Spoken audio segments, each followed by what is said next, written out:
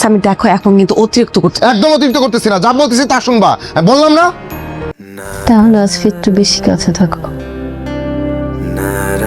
কারণ যদি দূরত্ব আসে আজকে সময়টা মনে রাখো। এবার কি তাহলে সম্পর্কের গল্প বিপরীতমুখী রূপ নিতে চলেছে? একদিকে সামিরের সাজানো সুন্দর সংসারে ফাটল, অন্যদিকে সায়রা ও ফাহাদের মধ্যে কিন্তু সম্পর্ক ঠিক হতে চলেছে। কি ঘটতে চলেছে এটাই আমাদের গল্প নাটকটির 32 নম্বর এপিসোড। এই নাটকটির 32 নম্বর এপিসোড কি আগামীকালকে আসবে? আপনারা কি করলে কোথায় গেলে এই নাটকটির পরবর্তী এপিসোড 32 নম্বর এপিসোড আগামীকালকের মধ্যে দেখতে পারবেন তা বিস্তারিত জানিয়ে দেবো আজকের এই ভিডিওতে।